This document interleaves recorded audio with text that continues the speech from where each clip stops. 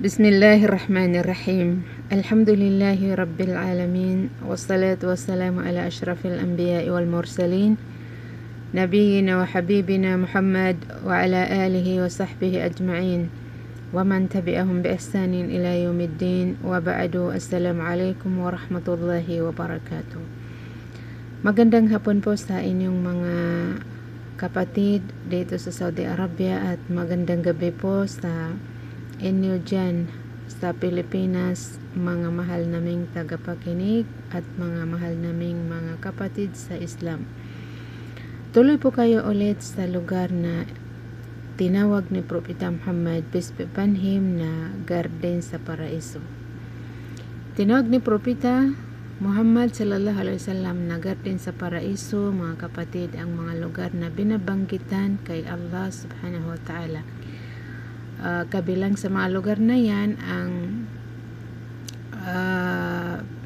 ginagawa natin ngayon na tayo ay nagkakaisa ng layunin upang magdagdag ng kaalaman, upang lalo tumibay ang ating mga pananampalataya, tumibay at lumakas at maging malapit tayo kay Allah subhanahu wa ta'ala, na tayo ay nagtitipon-tipon sa group na ito upang sabay-sabay makinig sa mga salita ng Allah subhanahu wa ta'ala na ipinagbilin ni Propeta Muhammad peace be upon him sa atin, na pag tayo ay dumaan sa mga lugar na tulad nito ay magpakabusog tayo ng kabutihan. Alam po natin na lahat ng mga salita ng Allah ay lahat mabuti, lahat ikinakabusog ng ating mga kaluluwa at lahat nagkakaroon ng liwanag dahil sa kanya ang ating mga isipan. Hindi pa rin natin natatapos, mga kapatid, ang pinag-aaralan natin na pang-sampung pagkain ng ating mga puso. Pang-sampung pagsamba ng ating mga puso, na ito ang at-tawakkul. Napag-aralan natin ang 10 ibig sabihin ng tawakkul na dapat natin maunawaan. Napag-aralan din natin last Friday ang mga uri ng pagtawakkul, na mayroong obligasyon na tawakkul, mayroon namang shirk, mayroon namang haram, mayroon namang halal o di kaya mubah. Ang pagtawakkul na obligado sa atin ay lahat ng pangarap nating mabuti, lahat ng plano nating mabuti ay obligado sa atin na ipaubayan natin kay Allah subhanahu wa ta'ala. Manalig ang puso natin at ipaubayan natin kay Allah kung ano ang bubungahin niyang resulta. Magtrabaho at manalig ang puso at maghintay ng desisyon ng Allah subhanahu wa ta'ala. Ganon din po ang mga iniiwasan nating mga makakasama sa atin na obligado sa atin na ipaubayan natin kay Allah at umasa na talagang ililigtas tayo ng Allah laban sa Kanya.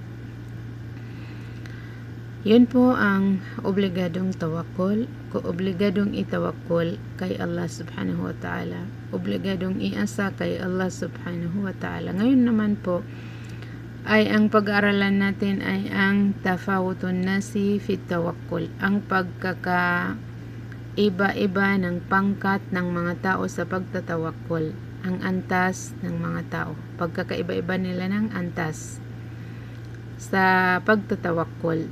Ang mga tao, mga kapatid, ay hindi pare-parehas sa pagtatawakkul. Saan sila nagkakaiba-iba ng pagtawakkul? Nagkakaiba-iba po sila sa pagtatawakkul, depende sa kanilang iman, depende sa ganda at lakas ng kanilang iman, pananampalataya, at depende po sa lakas ng kanilang yakin, katiyakan, at depende po sa pagkatama ng kanilang mga kaalaman. Kabilang sa mga tao ang nagtatawakal kay Allah upang matamo ang magandang hanap buhay. Mayroon naman sa kanila na nagtatawakal upang matamo ang kapangyarihan. Mayroon naman sa kanila ng nagtatawakkol upang mawala at makaligtas sa kinaroroonang kahirapan. Mayroon naman sa kanilang nagtatawakal upang magkaroon ng malaking kayamanan, magkaroon ng maraming palasyo, at ganito ganyan. Subalit ang kumpletong pagtawakal, mga kapatid, kay Allah subhanahu wa ta'ala ay ang taong nagtatawakal na dyan lahat. Subalit dito malaki sa kanyang pagtatawakal kay Allah na ang iniisip niya ay upang matamo niya ang pagkalugod ni Allah.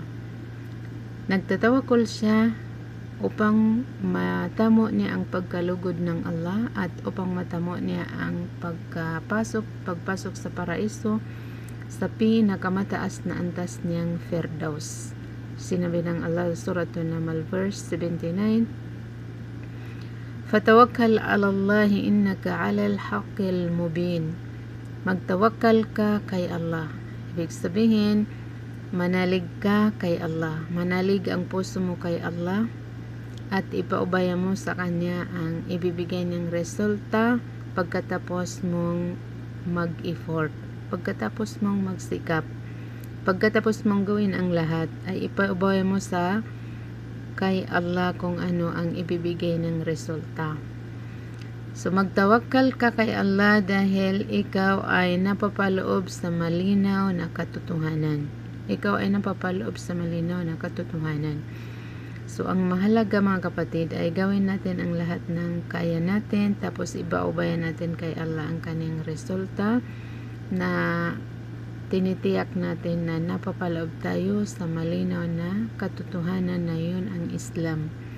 So pag tayo ay nagsisikap gumawa ng kabutihan na tinitiyak natin na tayo ay nasa tama, na ginagawa natin ang tamang proseso ng Islam, ay tiyakin natin na ibibigay ng Allah sa atin ang kanyang pagkalugod at ibibigay niya sa atin ang kanyang papasukin niya tayo sa kanyang paraiso sa Firdausil A'la. Yun po ang pinakamataas na antas ng tawakkul, na ang purpose natin, ang target natin ay matamo natin ang pagkalugod ng Allah sa atin at makapasok tayo sa pinakamataas na antas sa paraiso. So paano tayo aabot doon? Gawin po natin ang proseso sa pagtatawakol na hindi lang nakaupo, kundi gawin ang lahat ng kakayahan. Pagkatapos ay manalig kasabay ang pananalig ng puso kay Allah subhanahu wa ta'ala na tutulungan niya tayo, at maghintay ng resulta kay Allah subhanahu wa ta'ala.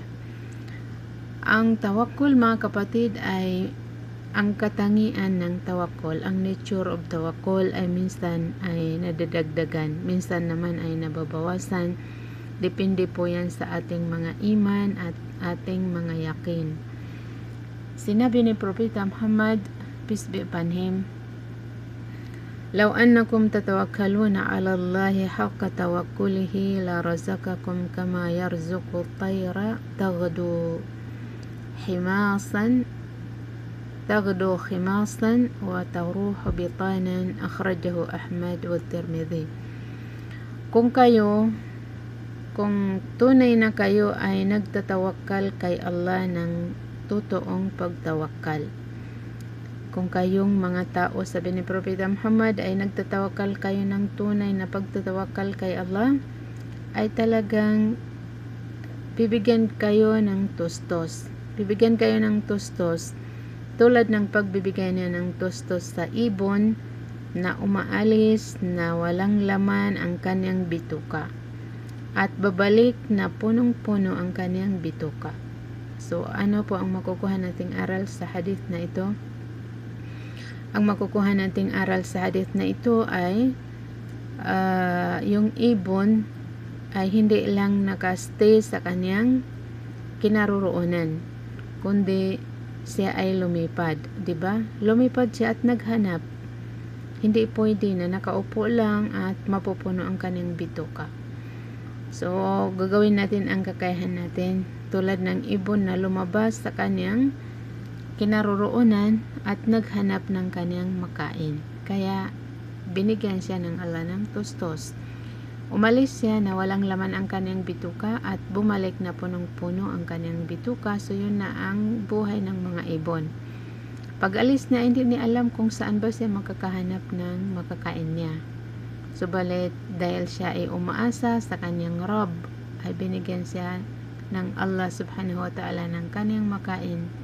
Pinakita sa kanya kung saan niya mahanap ang kanyang ikakabuhay. So ganun din po tayo mga kapatid, na umasa ang ating mga puso, nabibigyan tayo ng Allah subhanahu wa ta'ala sa ating paghahanap buhay. Ibibigay ng Allah sa atin ang ating binabalak. Ibibigay na sa atin ang ating mabuting binabalak. Tutulungan niya tayo upang maabot natin at bubunga ito, magkakaresulta ito ng mabuti. Tunay na ang Allah ay hinati-hati niya sa kanyang mga nilikha ang rizki. Ang rizki, ang pag-sustance, ang tustos ay hindi pa tayo pinanganak mga kapatid, ay nakalaan na sa atin ang ating mga rizki.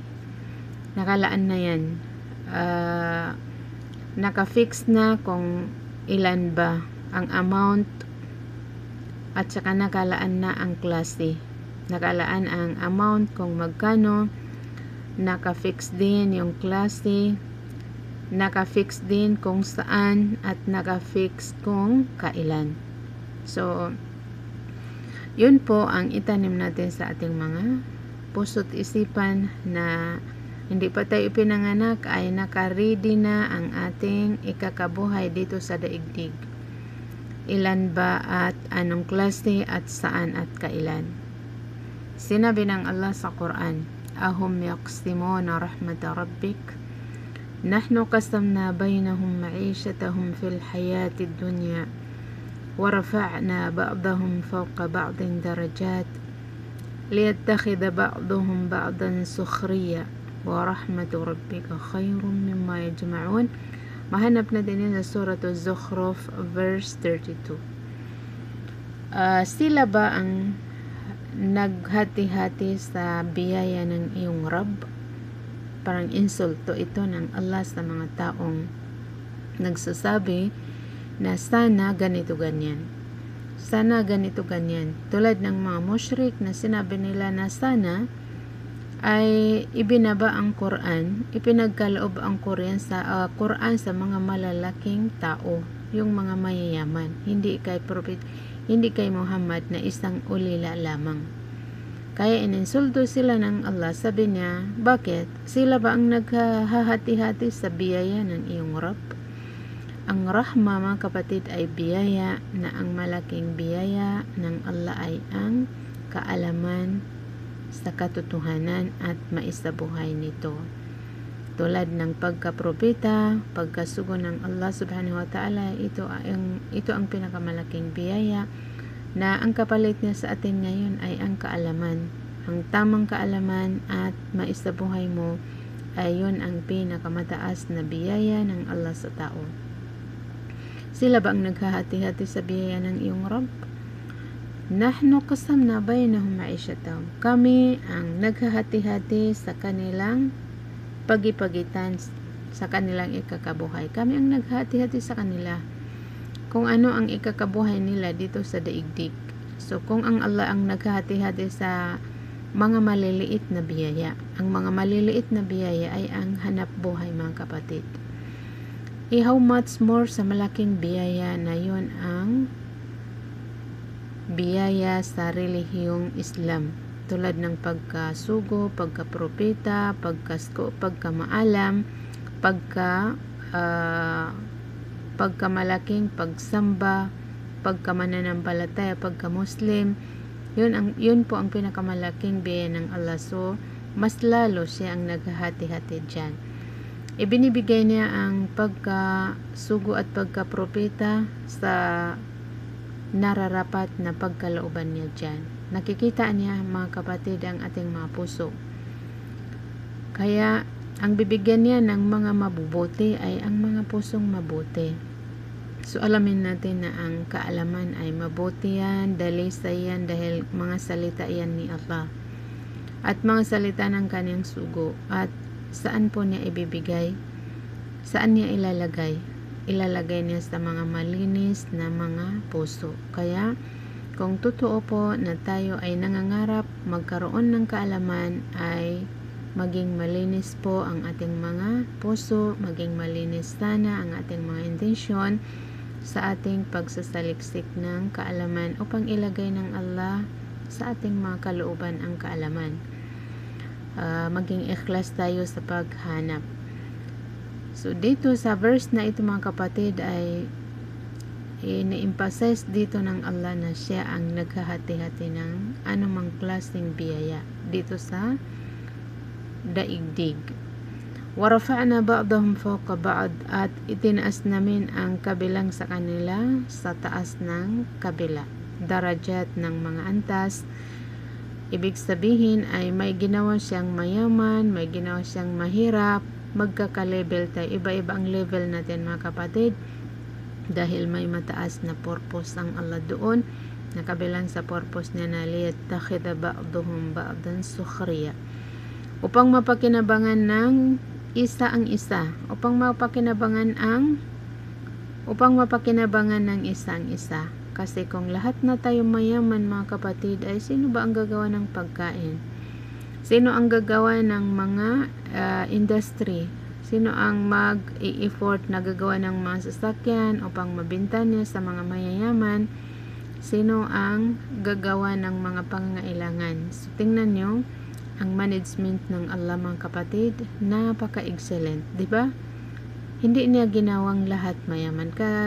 Kaya niyang gawin na lahat mayaman. Subalit hindi niya ginawa dahil gusto niyang mapakinabangan ng iba ang iba. So, napakaganda. Hindi naman pwede na lahat na lang mahirap. Kasi kung lahat mahirap, ay sinong bibili sa mga natatapos ng mga mahihirap kung walang mayaman? So may mataas na purpose ang Allah sa kanyang ginagawa. Wa rahmatu rabbika khairum mimma yajma'un, at ang biyaya ng iyong Rabb ay mas mabuti kaysa kanilang naiipon dito sa daigdig. Yung mga mayayaman na nag-iipon ng mga kayamanan, ay mas malaki ang biyaya ng iyong Rabb. So ano ang biyaya dito sa daigdig mga kapatid? Ang malaking biyaya ay ang pagka-mananampalataya. Ang malaking biyaya ay ang maging maalam ka at magawa mo, mai-apply mo ang kaalaman mo. Kasi hindi rin naman tayo aabot sa pagka-propeta, dahil walang propeta na sisibol sa pagkatapos ni Propeta Muhammad, peace be upon him. So ngayon ay ang pinag-aagawan natin na marami ang mapunta sa atin ay ang kaalaman. Dahil yun ang